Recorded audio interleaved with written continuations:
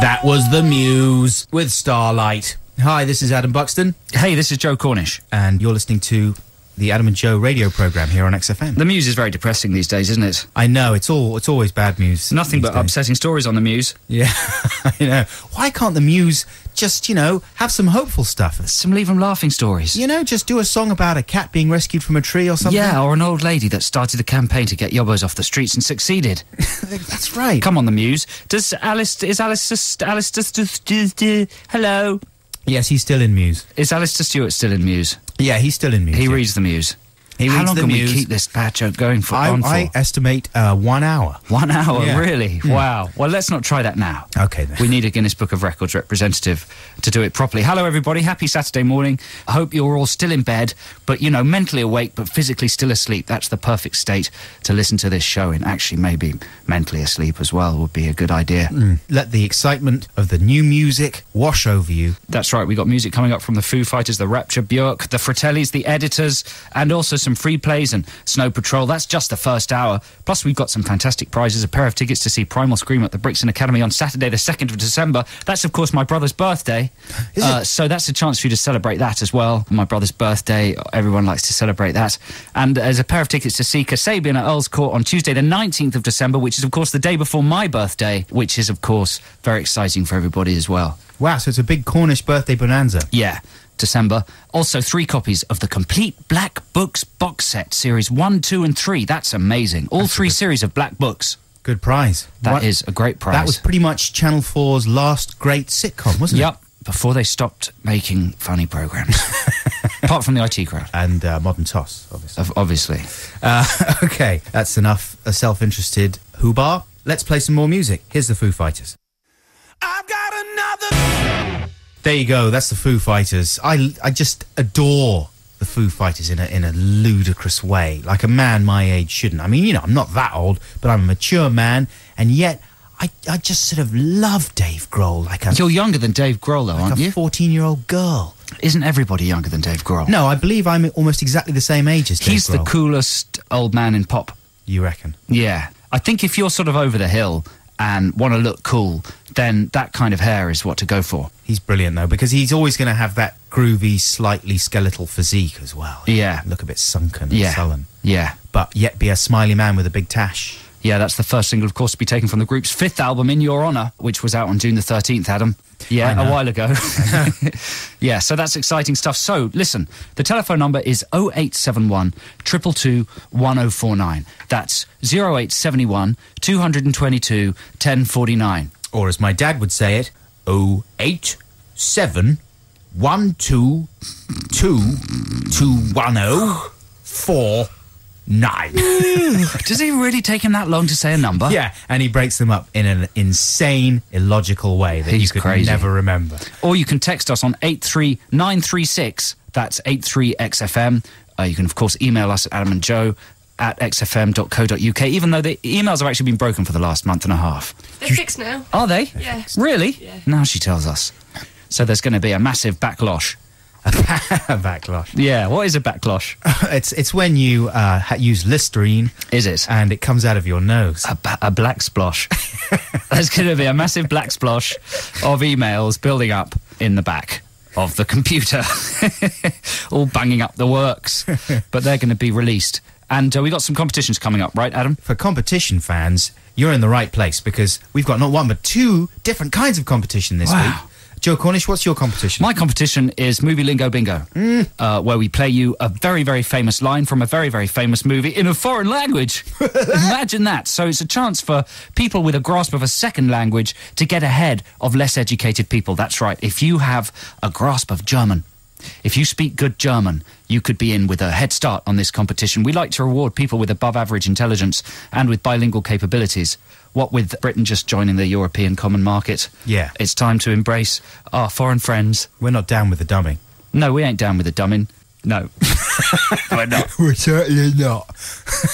Also, we have the return in the final hour of, I've even forgotten what it's called. It's such a bad title. Rock and Reel, Rock and Rubs. Yeah, Rock and Reel or Rock and Rubs. That's a great competition. Yeah, that's coming up as well. So stay tuned, competition fans, and fans of great music, more of which we have right now. This is a song that's really growing on me, and I thought initially when I heard it... You don't even know what it is. I do, I promise You just said that and then lifted the piece of paper to your eyes to see what song would be growing on you. No, because if it was... You're full of bushi. Am I? I'm not, I promise you, because I knew it was The Rapture with Get Myself Into It. Sunny day, keeping the clouds away, on my way. What are you doing? That's The Rapture. Is it? Yeah. Are you suggesting they've ripped off the Sesame Street They song? partly ripped off the Sesame Street song, yeah. Well, that's a good ploy, isn't it? Because everybody loves the Sesame Street song. Can you tell me how to get You know what? Talking of Sesame Street, Yeah. shut up. Sorry. I read somewhere that they're introducing the first new female Sesame Street character in something like 10 or 20 years. I didn't even know Sesame Street was still going on. Of course it's still going on. Jamie Foxx has just appeared on it. And they're introducing the first new female character for years. I didn't know that Sesame Street was exclusively male. Neither did I. Is it some sort No, of... it's not exclusively male. Who are the female Sesame Street inhabitants then? Cookie Monster, male. Oh, you mean Snuffleupagus. puppet-wise? Yeah, puppet-wise. I know there's an occasional lady that bounces in, but name me some female Sesame Street residents. There's some of indeterminate gender. Ginger? Yeah.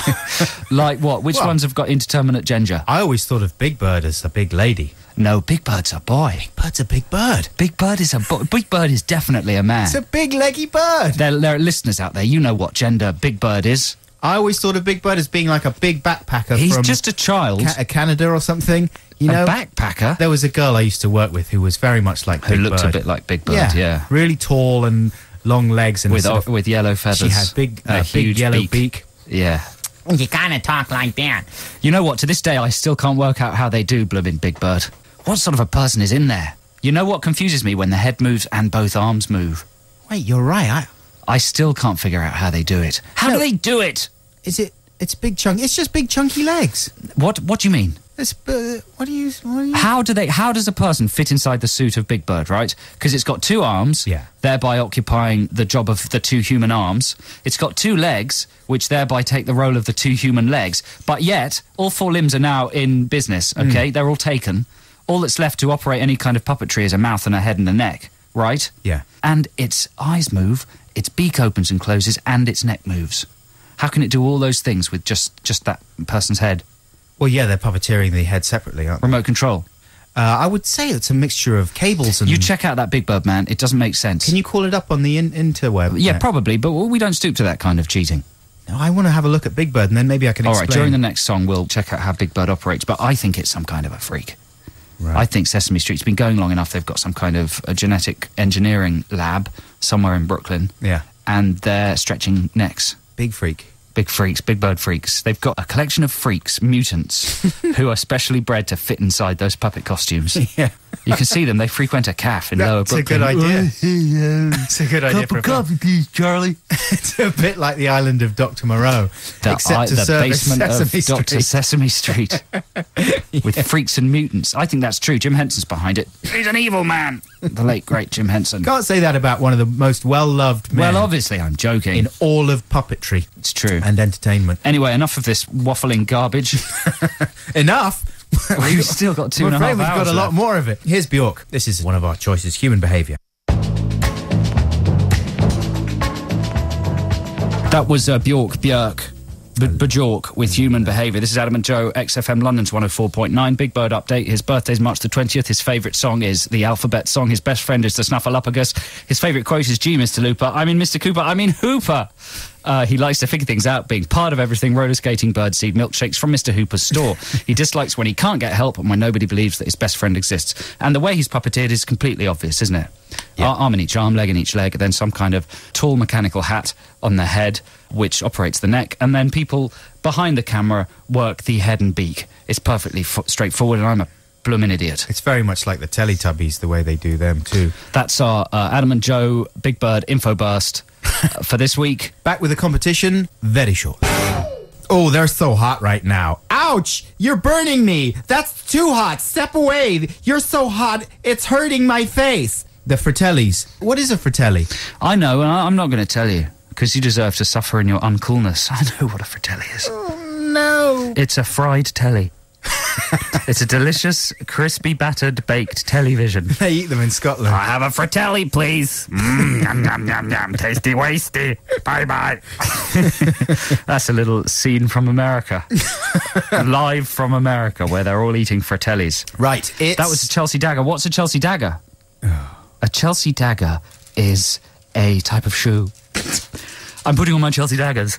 They wear them down the King's Road at the moment. We're just talking complete rubbish. Nobody knows what either of those things are, but it's the follow-up to Henrietta, from their debut album, Costello Music, which is coming out on September the 11th. So, what kind of a date is that for an album to come out? Was Elvis Costello's next album called Fratelli Music? Very possibly. It's competition time. Competition time.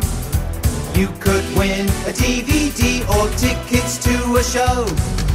You just never know. So sharpen up your brain and get ready to play. It's time to play Movie Lingo Bingo. We usually play a crap commentary corner this week, but you know what? I just couldn't find a crap commentary. Well, you know, you've done amazingly well. How long have I been doing that for? 2 years? Maybe longer. Maybe longer. I think I've exhausted every single commentary. I was reduced to Vince Vaughn and Ben Stiller on Dodgeball the other day. There's nothing worse than listening to a whole commentary and realising it's useless. An hour and a half later, I felt so depressed. But you must have found out some funny stuff about Dodgeball. No, because they do it humorously. It's a funny one, and it's not funny. No. It's tedious. Yeah, there's some good ones in the comedy world. Well, you dig some out and pass them on to me, because this week I've had to resort to Movie Lingo Bingo. This is the competition where we play you an incredibly famous line from an incredibly famous film. Don't distrust me, listeners. I promise you that this is a line you will know. It's very, very famous indeed, but the catch is it's being spoken in German. German? German, yeah. The language of Germans. The Germans, they watch films? Ja, they watch die films. The Filmen? Der Films. As you can tell, we're not very good at German, and we'd like to caricature the entire nation and race in a grotesque manner. Das Film? So if you are German, please don't be insulted. We're just idiots. But as recompense, you get a head start in this competition. So listen carefully. This is a line of dialogue from a very famous film, but in German. And all you have to do is call 0871 222 1049. Tell me what film this is from and what is being said in German. Hit it. Ich spüre die Gier. Die Gier nach Tempo in mir. Got any clues there, Adam? It's sounding pretty effeminate. Do you think? Yeah. Do you know what it is? Well, it's not a filthy film, right? It's not a filthy film, it's a family fave. Yeah. Ich spüre die Gier. Die Gier nach Tempo in mir. Oh, big noises, bangs. I don't think you should give too many clues, because It's pretty easy, and you can almost get it just from the, what's the word? You know, the rhythm of the speech. Only it goes a bit wrong at the end, because their words are longer than the real ones. Die Spiegelspongel. If Bier die Gier vertempel mir. That's good. So call 0871 222 1049 if you can tell what movie that's from and what line of dialogue they're saying. It's very famous, and you could get a chance to win tickets to see Primal Scream or Kasabian or a complete Black Books DVD set. For God's sake, call now! Here's the Editors with Blood. Editors there with Blood. That's a serious song about a serious substance. A substance that none of us would be alive without. Wow, that's deep, man. That is deep, isn't it? This is Adam and Joe on XFM London's 104.9. It's competition time. We've been playing Movie Lingo Bingo. We played you this clip in German from a very famous film. Ich spüre die Gier. Die Gier nach Tempo in mir. Die Gier, das Tempo in mir. Or something like that. We've got Orlando on the line. Hello, Orlando. Hello, boys. How you doing? Very well, thanks. We're men, Orlando. Oh, excuse me. Yeah, we're big and powerful, muscled, haired, all over. Joe hates being called a boy. Yeah, I'm just very old now, and it's just wrong. But thanks for calling. Pleasure. And are you a German speaker, Orlando? Do you speak fluent German? Yes, I do actually. Tell the truth, Orlando.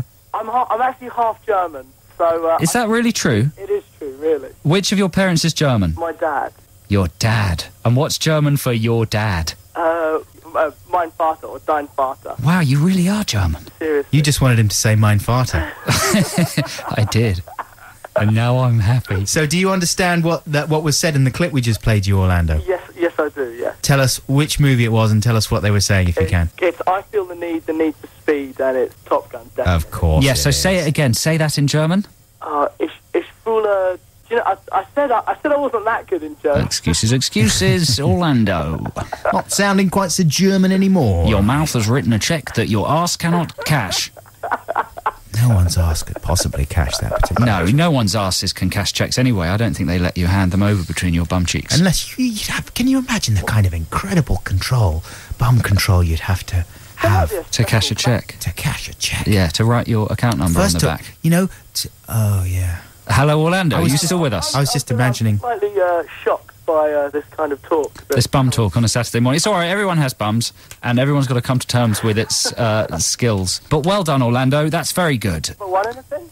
Yeah, you have won something. Would you like a pair of tickets to see Primal Scream at the Brixton Academy on my brother's birthday? Or would you like to see Kasabian at Oscourt on the day before my birthday? And I won't bother telling you those dates because they're obviously very famous.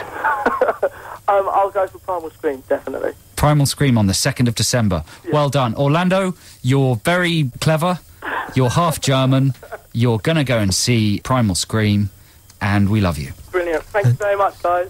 Thanks, Orlando. Bye. Cheers, bye. Take care. Bye-bye. That was Snow Patrol with Chasing Cars. That's not a thing that we recommend anyone should ever do. No, do not chase cars. Don't It's chase very, very cars. dangerous. And it's rude to the people in the cars. Yeah, well, it's just a bit pointless because they're a lot faster They're much than anybody faster. on There's foot. almost no way that you could catch up with one unless you were chasing cars in a traffic jam. Yeah. And that's dangerous, and it's not good for you because of all the fumes. Yeah, Snow Patrol, they're disgraceful. They're a total disgrace. And they're encouraging stupid behaviour. You know what their next single is called? What? Eating Bricks. Is it really? Yeah. Well, that's very stupid. And Do you know that's- what the single after that's called? What? Retrieving Frisbees from Electrical Power Stations. That is so dangerous. Serious spot. Do you know what the next one's called? No. Drying damp socks on one of them fires what have glowy sticks. I done that. CD Baron. Do you know what the next one's called? No. Putting an angle poise lamp next to the bath for reading. Do you know what the next one's called? What? Having a smoke. Having a smoke is stupid. Because it gives you canker. Yeah. That's Snow Patrol then with Chasing Cars. A stupid band, stupid idea. It's Adam and Joe XFM London's 104.9. Speaking of stupid ideas, here is my review for something I haven't seen yet. This is something I started to read last week on the show. Yeah, but you forgot half of your notes and you had to stop halfway. Yeah. But this is good. So you're going to review something you actually haven't experienced, just like everybody does. A while ago, I saw a very brief mention of the film A Scanner Darkly in the paper, but since then the only research I've done about the film is looking at the poster. And so based on that, I'm going to review it. Right. Brilliant.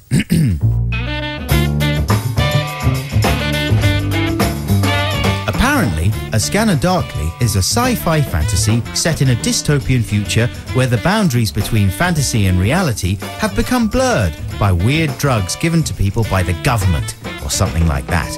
Although that may sound exciting, like say The Matrix or Total Recall, director Richard Linklater has probably decided to make what little story there is as confusing and elliptical as possible, with very long sections of the film being taken up with incredibly dull, druggy conversations. But I could well be wrong, as I haven't seen it. Like Waking Life, Linklater's previous stream of unconsciousness cartoon, A Scanner Darkly has been entirely animated using a technique known as rotoscoping to bring the characters to life. Although, in the case of Keanu Reeves, the process has probably only been partially successful, and he remains, as ever, barely animated. But not having seen it, I couldn't say for certain. All in all, I imagine I'd find the film quite intriguing and often quite beautiful, but ultimately rather frustrating and a little pretentious. A worthwhile experiment that didn't quite happen. Of course, it might be the best film I've ever seen in my life, but without actually watching it, it's almost impossible to say. But for its ambition alone, I'm giving it a fence-sitting 5 out of 10. See you at the movies. Wow, that was very in-depth, considering you haven't seen it. Yeah. You know, rotoscoping, they actually film it live action and then cartoon over the top. You know that? I do now. You do now. There you go. Well, that was brilliant. I'm certainly going to be undecided about seeing that based on your review. Yeah, good. Yeah, I'm not sure what I'll do anymore. It's confusing, ever. isn't it? Yeah, this is Adam and Joe XFM, London's 104.99999. XFM.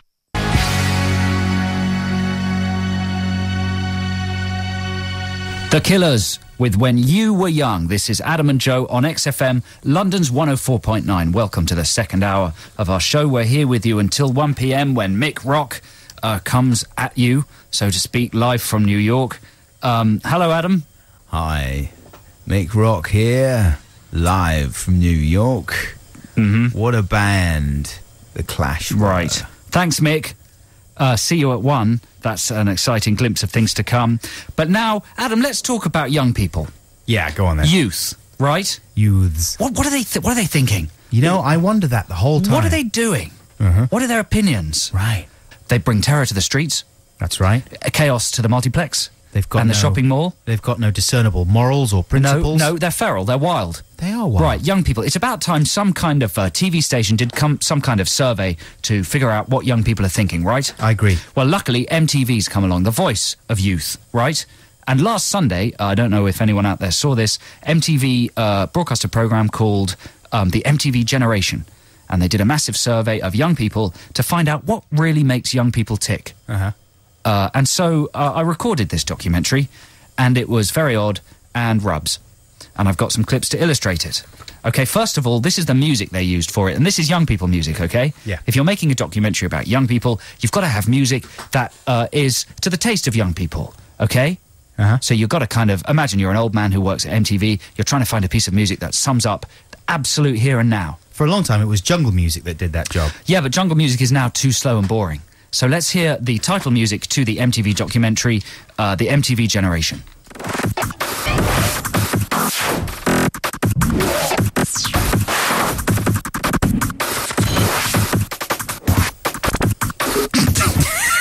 That's the title music. So that's what young people are listening to, clearly.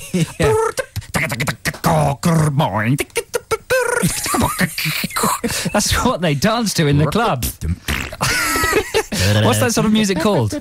So it's almost drill and bass, isn't it? Drill and bass. Does Yeah. that exist? Yeah, that's like Square Pusher and certain Really? Yeah, bits it's a of bit like Aphex Twin. But Yeah. even Aphex Twin, that's kind of old now, isn't it? It is. So they've had to speed it up and put sort of drain noises in, because that's what the young people like. So already the documentary's doing very well. And here's a little glimpse at the first link, okay? So what sort of a voiceover do you think they've got for this documentary, Adam? I would say it's sort of more laid-back, June Sarpong, maybe regional.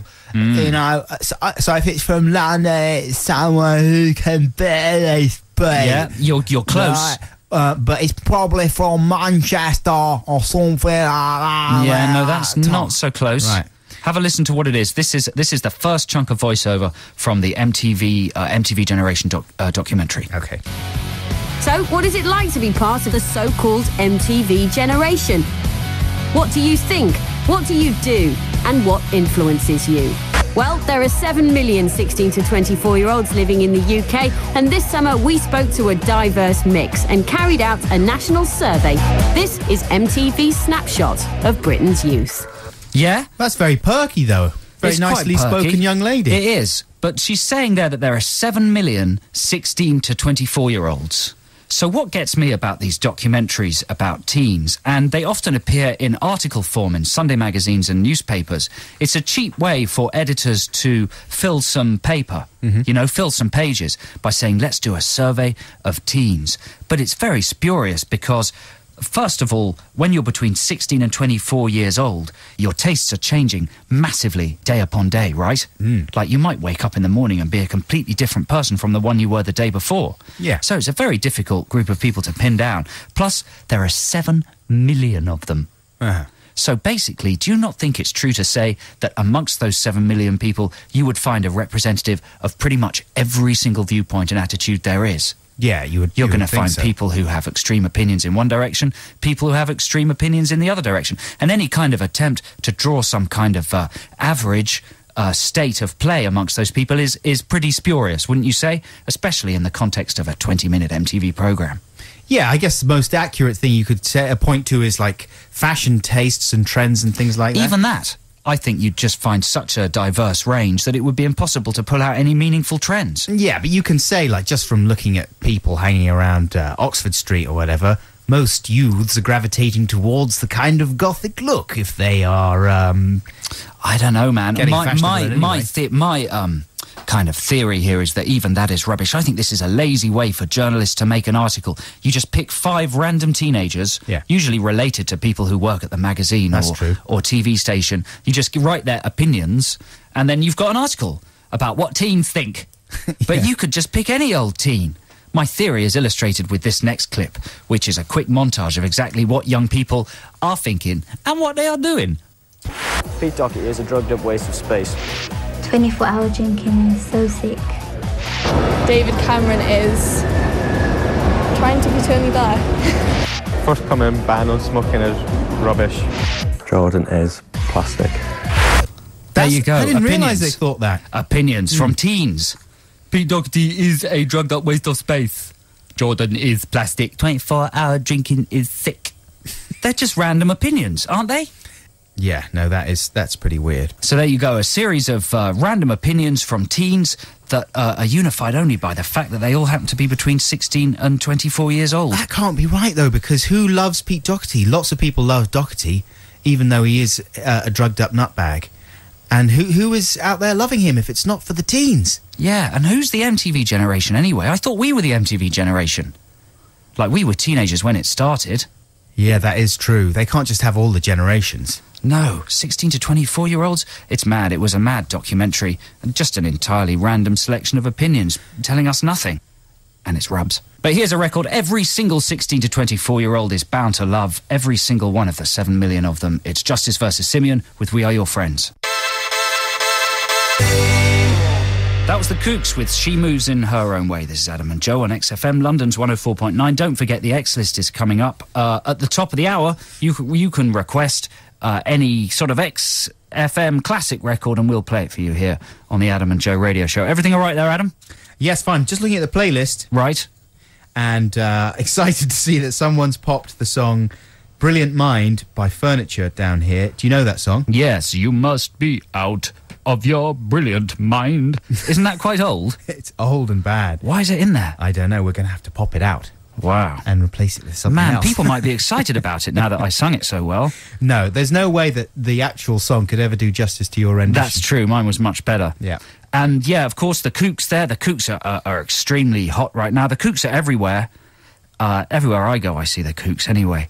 Men with big, big floppy hair. Yeah, the big hair is in, isn't it? I'm not having that. When will big hair ever go out? Big hair's been in since we were teenagers. No. Yeah, it has. The Jesus and Mary chain, everyone had giant sort of goth hair. They looked absolutely nuts, though. Yeah, it's all got a bit more sort of Mark Bolan now, hasn't it? A bit more attractive looking with the big hair. Big rock hair. I've got big hair. Have you? Yeah. Just say yes. Yes. Because, you know, the listeners can't see, so they can imagine me with big hair. And I'm really handsome. I've got a big beard. Have you? Yeah. Yeah. I look like, you know, they're releasing Angel Heart on DVD. Yes. Special edition. And I look exactly like Robert De Niro on the cover of Angel Heart. They're remaking it as well. Did you know that? No. Yeah, they're remaking Angel Heart. They'll stop at nothing. What's the point of remaking Angel Heart? Well, because Mickey Rourke's in it. And they want to get him out of it, put someone else in there. He was brilliant in that, though. And they want to get De Niro out as well, because he's ruined everything. Do you remember when Mickey Rourke was just... He was the coolest man in the world. He was the coolest man in the world. And now he's starring in Stormbreaker. It's so sad. It's sad. You know what I was thinking the other day? Who has not lost it? Right. Right? Because obviously, listeners, we know that Mel Gibbons has sort of fallen on his sword. Right? He used to be an untouchable god from the 80s.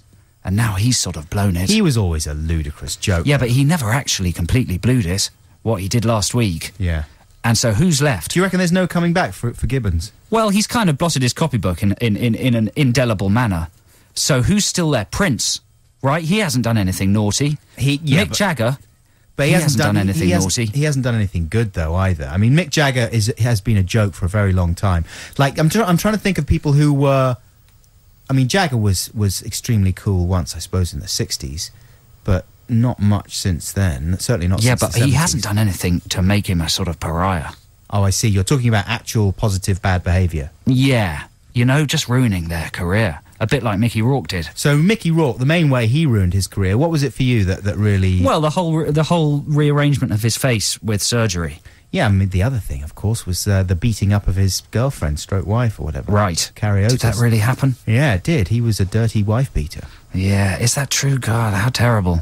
So it's not very good. You know, he had 2 strikes against him there, and he was just an all-round rotten egg. You know, he admits as much himself now, Rourke. You know, he used to just behave abominably for the sake of it, until no one would work with him. Come on, stars, pull your acts together. You know what? I'm going to be like that. Are you? Shut up.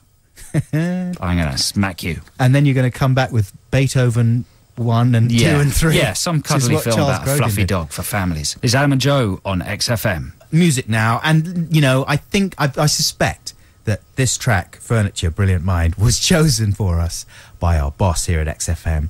I just figured that out, so maybe it's not a good idea to skip it. And anyway, people might like it. It was a hit. Somebody liked it. See what you think, listeners.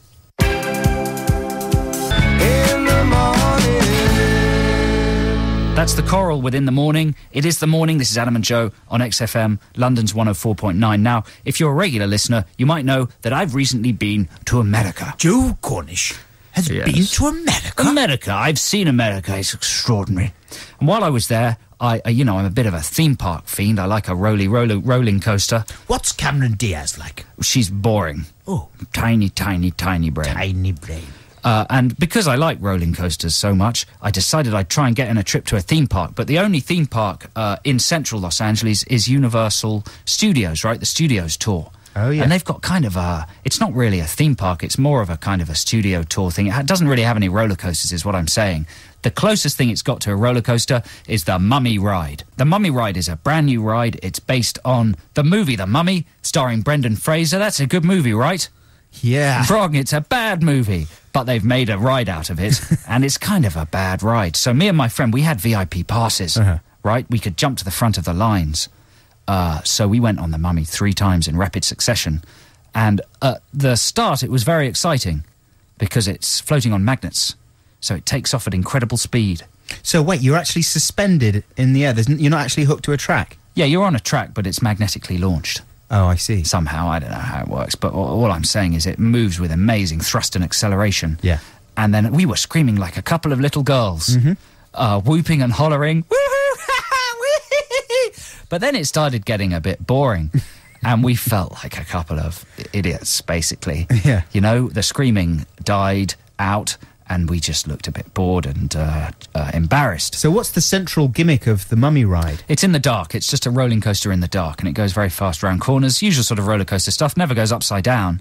But it got me to thinking, what would be an even better roller coaster ride? You know, how could they push the science of theme parks into a new area? Because it seems to me they're at a kind of breaking point with roller coasters. An impasse. An impasse, yeah. They've pushed the technology as far as it can go. One of the best rides there is the Back to the Future ride, where you sit in a sort of hydraulically operated DeLorean and you're suspended by a massive IMAX screen.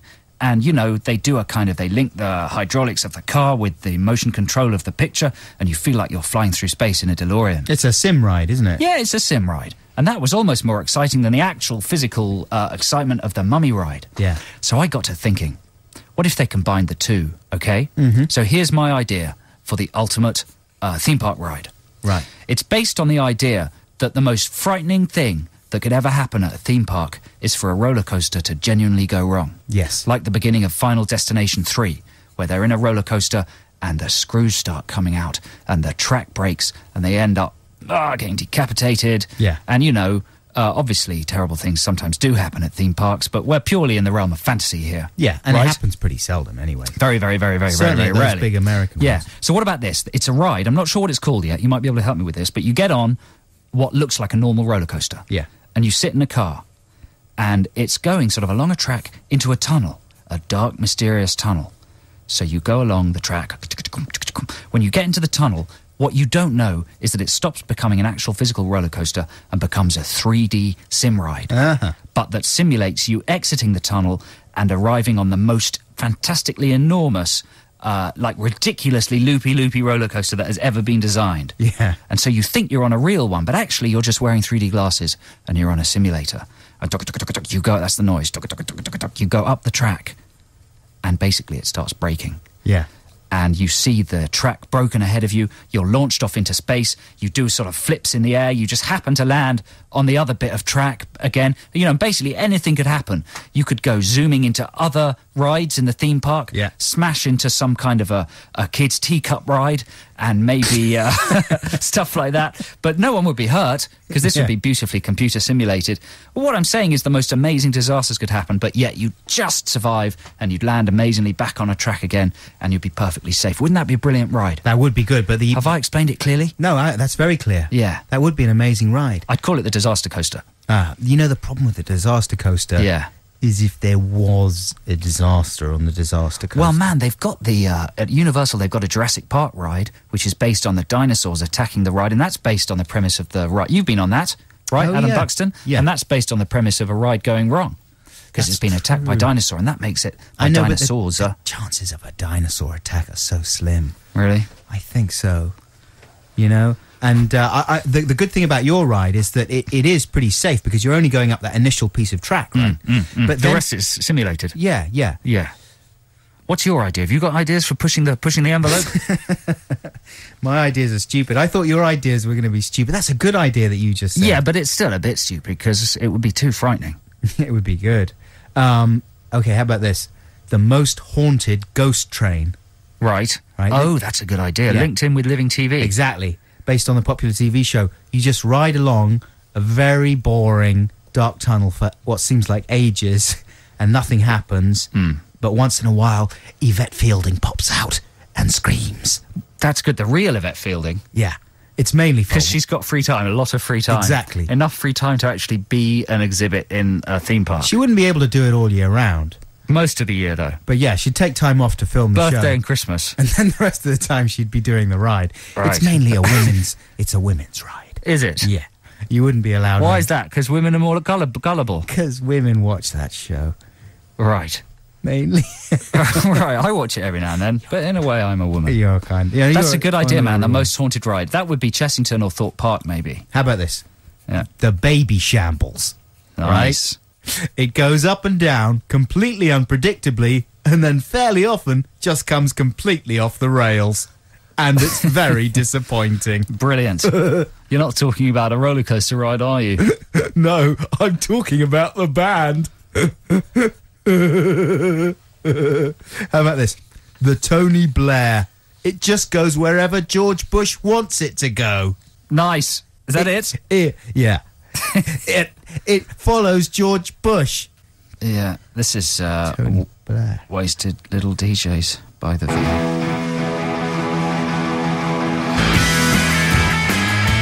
That was Wasted Little DJs with The View. This is Adam and Joe on XFM London's 104.9. Adam, free play time. Yeah, I'm going to do this one as Mick Rock. Okay. Yeah, music. My favourite kind of music is great music, and this next piece of music certainly fits in to that category. It's a music piece by a guy called Robin, and his surname is Hitchcock, and he's called Robin Hitchcock, and he's a great guy, a great mate, and a great musician. And this piece of music is called Full Moon in My Soul, from Robin's great album Spooked, which I think is a great title for an album. Check it out. And you got the face on. Why have you got that face on? I told you not to have that face on. Take that face off. Arctic Monkeys with Mardy Bum. What face do you think he had on? Just the one he always has. The Michael Jackson face. Yeah. Why have you got that face on? Put the Keith Harris face on. Is it like Wurzel Gummidge? Yeah.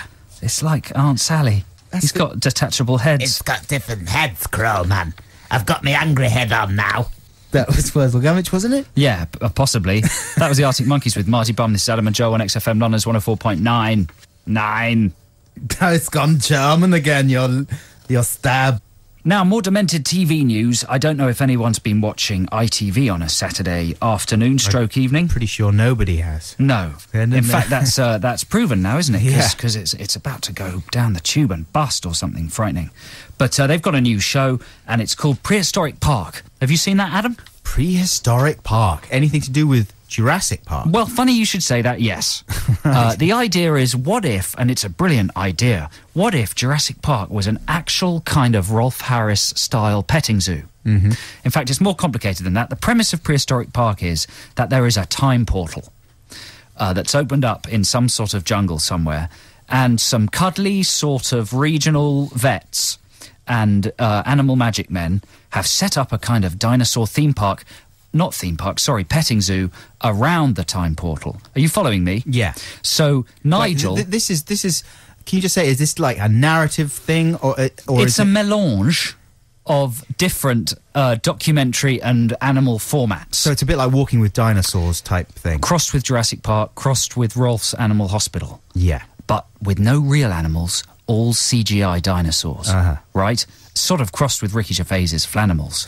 Right. So imagine this space portal, and he goes through this portal to ancient China and places where dinosaurs exist. He captures the dinosaurs, pulls them back through the portal, and cares for them in the prehistoric park, all right? So as a viewer just sitting there watching, it appears to be kind of a real documentary about a real place that has real dinosaurs. Right. Okay, so clip number 1 is all about a woolly mammoth they've captured. So have a listen to this. Back at the park, Martha the mammoth is still feeling the heat. So it's time for the staff to carry out Nigel's cunning plan to cool her down. So there you go. They've got a woolly mammoth. They've captured her. She's feeling the heat. And they've got to carry out Nigel's cunning plan to cool her down. And so wait, is this like a beautifully realised Walking with Dinosaurs style? No, it's shoddily. It's sort of shoddily realised. So it's a pretty fake-looking mammoth. And one of the funniest things is imagining what the shoot was like with all these people having to act around an empty space, right? Because it's all very well for Bob Hoskins to do it, or a professionally trained actor like him, but not for, people who are more used to being on CITV-type shows. Yeah. But, the other thing is they've got a woolly mammoth. I mean, woolly mammoths are wild, untamed, prehistoric creatures, right? I'm pretty sure they are. And if you tried to, say, cut their hair, what kind of a response would you get? Eating? You'd probably be gorged by one of their enormous tusks, ripped to pieces, disemboweled, have your head over far to the left, your legs over to the right, and all your guts splattered all over the camera crew, right? Yeah. Yeah, that's not what happens. This is what happens. Play clip number 2. Martha's an ice age creature, so everything about her has evolved to make her able to cope with really cold temperatures. And I think she might just be overheating. So Nigel had the idea to give her a haircut, which I think is a really good idea. I think it's going to make her feel much, much better. You're okay, sweetie. You're going to feel much happier. You're a lucky mammoth, Martha. It's not every girl that gets a summer makeover. Gets a summer makeover? That's not what would happen, is it?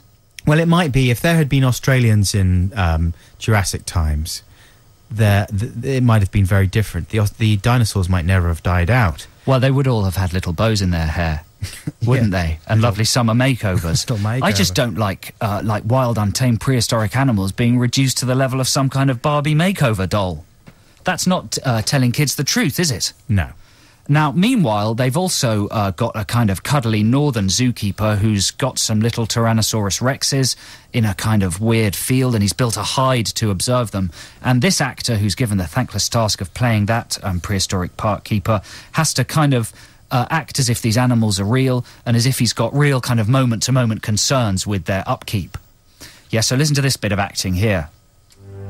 Back at the park, headkeeper Bob is checking to see if the ornithomimus are enjoying their new home. I built this hide so I could keep a careful eye on them, but there's no need. They're happy here. Look at them. They're dabbling about like ducks. We've given them a real home from home. Oh, they love it. Well, except for that one. I'm very worried about it. It's It's gone completely bonkers. Gone bonkers. It's gone completely bonkers. I don't know, it just seemed like the worst programme I'd ever seen. But it's David Gihon doing the voice. Is it? I think so. Oh, I isn't didn't it? recognise that. Let me just check at the beginning there. It's Uncle David Jason who can't do anything wrong. Back at the park, headkeeper Bob is checking I think you're right, I think it is. I think it is. Like, you can hear his Danger Mouse voice coming through there. Man, I don't know. You know what worries me? Is if a child were to watch it, surely they just assume that dinosaurs existed. Well, children are so confused about dinosaurs now anyway, you know. After walking with dinosaurs, which is completely a joke amongst the dinosaur community. Is it? Yeah, it's widely known to be a big tissue of myth and conjecture. Kids must just be completely confused. The fact is that the dinosaurs aren't coming back to tell anyone that they're wrong, though, are they? So, no, the dinosaurs aren't writing into the TV Times. Yeah, until TV then. Times doesn't exist anymore. Probably why. It's extinct, like the dinosaurs. Nice. Jurassic Times. Anyway, if you want an unintentional laugh, tune into Prehistoric Park on ITV's on Saturday nights. It's insane. The actors in it are insane. It just looks like a bunch of people having a terrible midlife crisis, hallucinating bizarre animals, and I highly recommend it.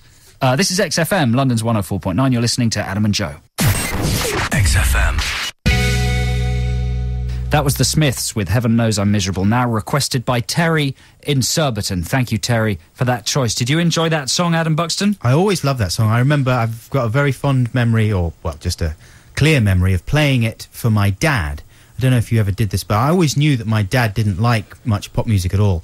And every now and again, if he was a little bit tooty, I would sometimes play something for him, thinking, this is so good that my dad's definitely... You know, he's got to like it, you know what I mean? I didn't do it very often because he always put most of the music I listened to down. What did he make of it? He just sort of looked at me and he could see that. I mean, I was looking at him like, come on, Dad, that was brilliant. And he looked at me and he just said, and you really like that, do you? What do you like about it? And he said he's just so exhausted. Just like, what do you think is good about it? I said, what do you think is bad about it? I said, I was sure you were going to like it because it's like, he's got a good voice. And my dad went, phew. And I said, it's a really good tune. He said, there's no tune at all. He's just singing on one note right the way through. He did an impression like that. That's withering stuff. He really did. He was so enraged by Moz. Wow. That he totally destroyed my little teenage dreams. Well, here's a record your dad is bound to love, because I know he's a big fan of the TV series it's taken from. It's Phantom Planet with the theme to the OC, California. California! It's the theme to the OC! Do people consider the OC cool anymore at all? I don't know. Could you do some kind of MTV-style survey? Yeah, I just did it. To find out what teenagers are thinking? Yeah, 50% like it, 50% don't. So pretty much split down the middle. Split down the middle there. That's yeah. a surprise.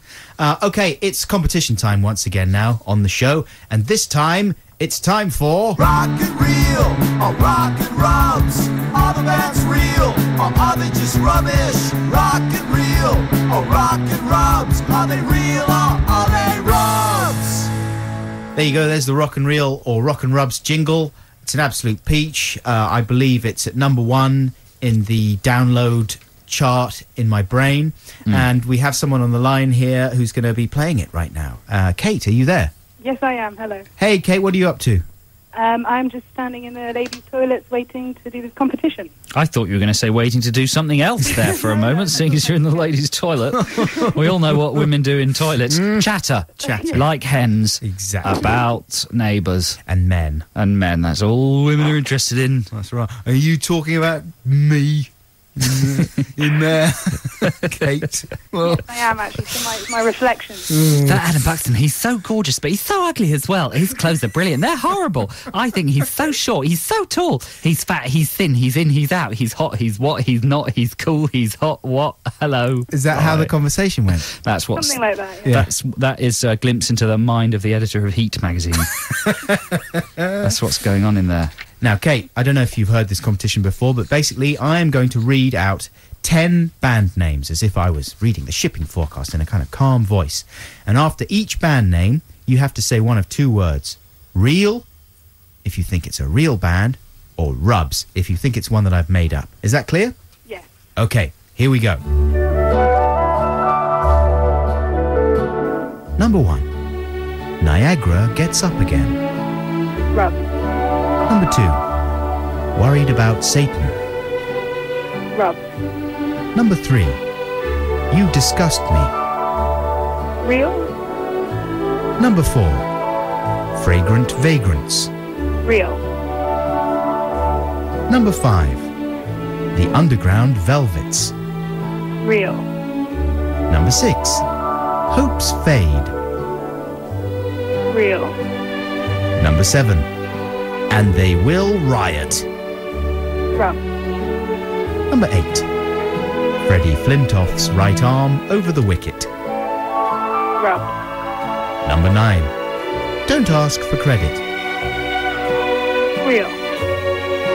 Number 10. Hemostatic picnic races. Real. Okay, Kate, I'm sorry to say that you didn't do that well, actually. You only got 4 out of 10 correct. First one, Niagara gets up again. You see, it's like Niagara Falls, Joe. Right. Niagara gets up I see. She thought it was rubs. Of course it is rubs. I made that one up. So she got that one right. One right. point. Yeah. Number 2, Worried About Satan. That's a real band. You thought they were rubs. Number 3, You Disgust Me. You thought that was real. It's rubs. Number 4, Fragrant Vagrants. You thought that was a real band. You're insane. That's rubbish. Number 5, you correctly identified the Underground Velvets, not the Velvet Underground, you see, as a real band. Number 6, Hopes Fade. I made that one up. And you got that wrong, I'm afraid. Number 7, And They Will Riot. You thought that they were rubbish. They're a real band. Number 8, Freddie Flintoff's right arm over the wicket. That is a real band. Number 9, Don't Ask for Credit. That's rubs. You thought it was real. Number 10, Homeostatic picnic races. They are real. So congratulations. Wow. It's mind-boggling, isn't it, Kate? Right. What kind of nonsense passes for a band name? Have you ever been in a band, Kate? I haven't, no. Nothing. Really? No, I'm afraid not. Has he never thought of any names for a band? My friends had a band when we were about 13, and I think my suggestion was Dead Flowers or something. Dead Flowers is good. I'm sure that exists already, Dead Flowers. Probably, That is good. Probably. Yeah. Well, Kate, well done for playing. You know what? We're not going to give you a prize because why should we reward failure? And what kind of a message would that be sending out to the kids if you got given prizes for failing? Exactly. This isn't Richard and Judy, you know. No, come on. We're not going to treat you like a sap. We don't randomly break the rules the way they do on you. So what we're going to do, actually, is we're going to send a couple of feral street children in hoodies round who are going to spray an obscene word on the front of your house. How's that? That's good. It can go with the other words that have already been... Yeah. The cherry on the cake. Of course, we're not going to do that. We're cool. We are like Richard and Judy, and we are going to break the rules for you. So, would you like a pair of tickets to see Kasabian at Earl's Court on Tuesday the 19th of December, or would you like 3 copies of the complete Black Books She box can't set? have all 3 copies. Why not? Well, because what are we going to give away to the other people? Kate, what would you like? Can I have the tickets to the concert? Yeah, why not? Well done, Kate. Thanks very much for calling. That's been Rock and Reel and Rock and Rob. So we're going to play that again a bit later? Possibly. We're not sure. But we might. We're going to have to consult various radio bodies to find out whether we can ever play that again. Now it's music time. This is Johnny Cash with Hurt.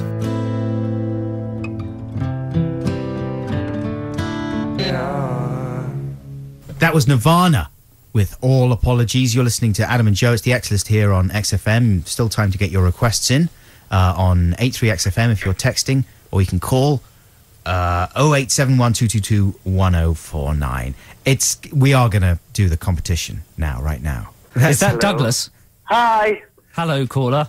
Hello, how are you? Very well. How are you today? Very well indeed, thank you. What area of London are you calling from, confident caller? I'm in Hampstead. Really? You're posh. Yeah. Only posh people live in Hampstead. I know. Wow. It's true, we're all very posh. That's impressive. Do you ever get any trouble around there in Hampstead? No. Do you get children with tiny bikes? Lots of children with tiny bikes and What's wrong with children having tiny bikes? I don't mean like toddlers with little... You mean like strapping teenagers with tiny children's bikes? Yeah, that's right. Yeah. I mean hoodies basically with tiny bikes. Oh, right, I see what you mean. Tiny bikes that are actually too small for the gangling youth. Yeah, exactly. yeah, there's lots of them. Okay, good. Glad to see that. Glad we settled that. Not even Hamster I was confused. is immune. Okay, Douglas, I don't know if you've heard this competition before, but it's very easy. I'm just going to read out 10 band names, and after each one, you have to tell me whether you think the band is real or rubs. Okay. Okay, so you just say real or rubs. Now, 5 of them are real.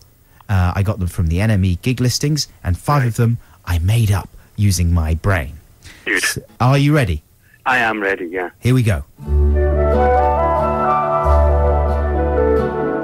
Number 1. Basteroid. Basteroid, I think that's quite good, so I think it's real. Number 2. 1 Minute Holiday. 1 Minute Holiday, rubs. Number 3. Angry Monk. Real. Number 4. Blue Thatcher. Real.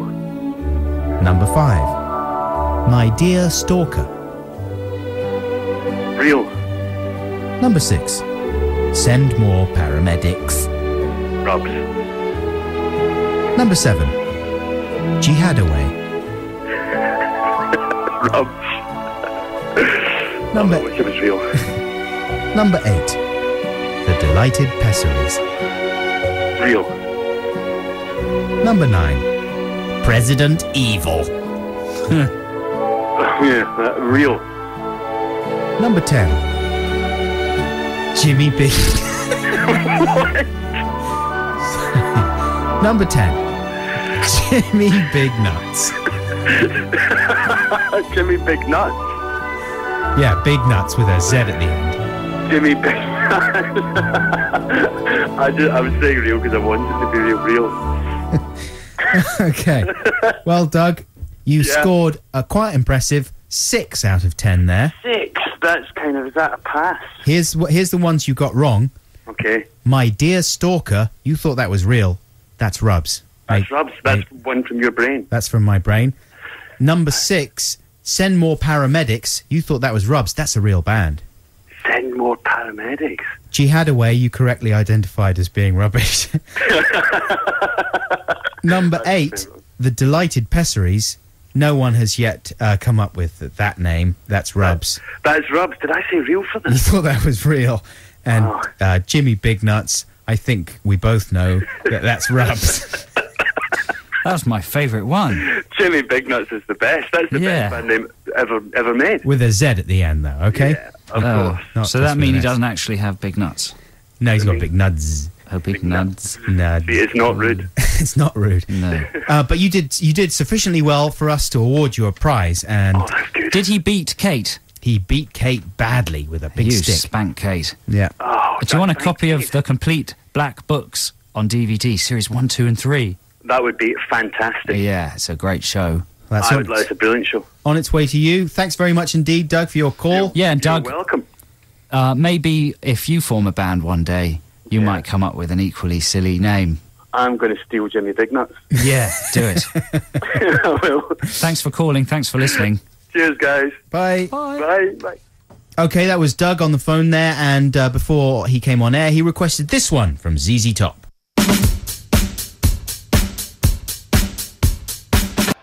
What a fantastic set of adverts, don't you think, Adam? Something to think about for everybody. Yeah, something to spend money on for everybody. Exactly. This is Adam and Joe on XFM, London's 104.9. Chris is on the line. Hello, Chris. Hello. How are you doing? Yeah, I'm good. I'm good. How are you feeling medically? Medically?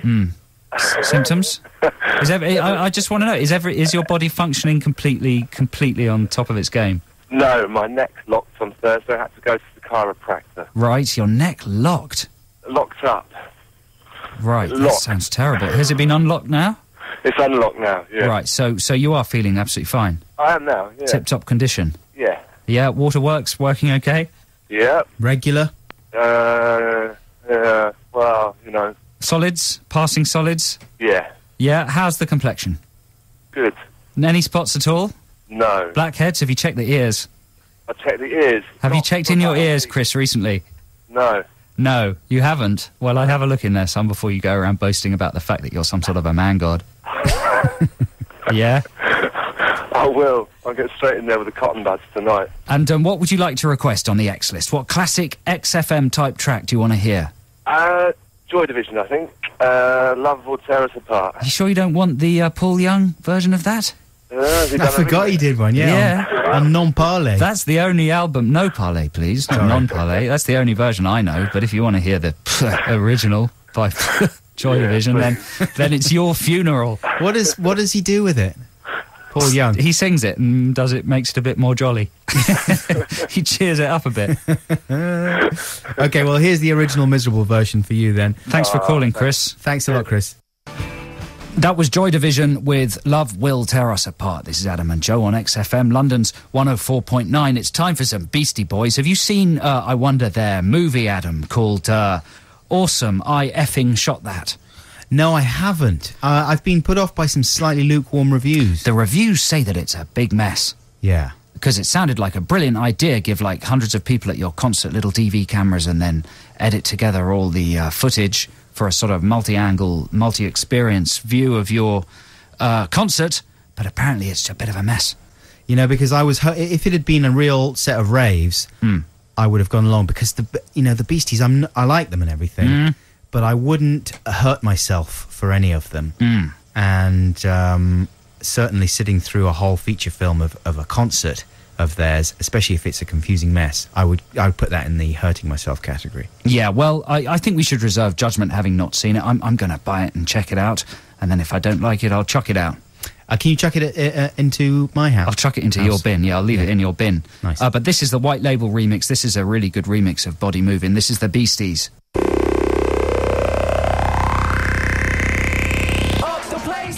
Well, that's it for this week. Thanks to everybody who's texted and telephoned and requested things and won things. It's been an extraordinary programme full of highs and lows, hasn't it, Adam? It's something I'm going to carry with me for a long time. Yeah, like a horrible scar. A disfiguring scar. like some wind. But we hope you've enjoyed it, and we'll be back at exactly the same time next week, 10 in the morning till 1 in the afternoon. And don't forget to stay tuned for me, Mick Rock, live from New York. Always remember the time that I met Mark Bolan. And I said to him, Mark. And he said, yeah. And I said, nothing. Mark Bolan, a legend and a gentleman. Cheerio.